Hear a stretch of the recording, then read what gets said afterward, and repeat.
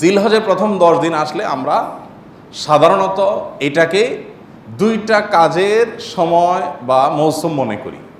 এক কোরবানি, আরেকটা হলো হজ। জিলহজ মাস এর চাঁদ দেখা গেছে, সাথে সাথে পত্রিকাগুলোর নিউজ হয় কি, গতকাল বাংলাদেশে আকাশে চাঁদ দেখা গেছে। জাতীয় চাঁদ দেখা কমিটির বৈঠকে এই ঘোষণা বা সিদ্ধান্ত গৃহীত হয়েছে। অতএব আগামী অমুক তারিখ পবিত্র ঈদ উল আজহা, গোসল খাইতে পারবেন আপনারা অমুক তারিখে, সুসংবাদ গ্রহণ করেন। এ হলো নিউজের সামারি, তাই না? অথচ নিউজ হওয়া দরকার ছিল কি, জিলহজের চাঁদ দেখা গেছে গতকাল, এর মধ্য দিয়ে মুসলমানদের জন্য ইবাদতের একটা মৌসুম শুরু হলো। বহুবিধ আমল করে মুসলমানরা এই দশককে উদযাপন করেন, পালন করেন এবং এই দশককে অর্থবহ করে তোলার চেষ্টা করেন। এ হলো আমাদের সমাজের বাস্তবতা, উঠে আসবে, তাই না? এখন জিলহজের চাঁদ উঠলে আমাদের মাথায় আসে, আমাদের স্মৃতিতে আসে গরুর ছবি আর ছাগলের ছবি, ঠিক না? ঠিক বলেন। কোরআনের পাতা, তসবির দানা, জায়নামাজ, দোয়া, চোখের পানি, এই স্মৃতিগুলো কি আমাদের মাথায় ভাসে? তার মানে কি আমরা সঠিক জায়গায় আছি?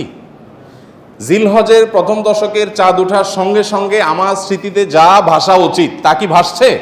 ভাসছে যেটা, সেটা ঠিক আছে, কিন্তু শুধু সেটা ভাষাটা ভুল। জিলহজের প্রথম দশকের চাঁদ ওঠা মানেই হলো দাঁতে কচমচ করা গোশত খাবো। কেন গোশত খাবেন? ভালো কথা। গোশত খাওয়ার আগে কাজ করেন, কাজ না করে খাবেন কোত্থেকে? আল্লাহ, কখনো কখনো আল্লাহর বান্দাদের থেকে আল্লাহ এমন এমন কথা বলায় নেন যেটা আসলে ইমান জায়গা নিয়ে। গত কয়েকদিন আগে আমার মা বেড়াতে আসছেন, উনি একটা কথা বললেন। সকাল নাস্তা করতে করতে 10টা 11টা বেজে গেছে। নাস্তা করার পর আবার একটু পরে জোর পরে দুপুরের খানা খাইতে বসলাম আমরা। তো আম্মা হঠাৎ করে বললেন যে, বাবা, নাস্তা খাওয়ার পর থেকে দুপুরে খাইতে বসলাম, একটু আগে নাস্তা খেলাম, এখন আবার ভাত খাইতে বসলাম, এর মধ্যে কি এমন কাজ করছি যে আমি আবার ভাত খাওয়ার উপযুক্ত হয়েছি? নাস্তা খাইছি কেন? শরীরে এনার্জি তৈরি করছি, এই জন্যই তো। এই এনার্জি দিয়ে আল্লাহর কি ইবাদত করছি যে আল্লাহর আরেকটা নামে তখন খাইতে বসছি? কোন মুখে?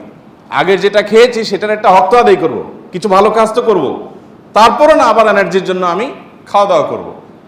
আগেরটা করছি, করে এখন আবারটা খেতে বসছি, মাঝখানে আমার অ্যাচিভমেন্টটা কি, অর্জনটা কি? আমি চিন্তা করলাম যে কত বড় কথা। অথচ এটাই বাস্তবতা যে আমি কোরবানির গোশত খাবো, দাঁত কসমস করছি, ভালো কথা।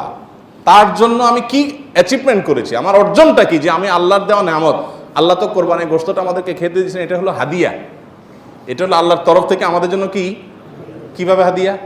দুনিয়াতে এমন কোন দান আছে যে দানকারী নিজে আবার খায়? আছে কোনো দান? আপনি মসজিদে টাকা দিছেন, এখন এই টাকার মালিক কে?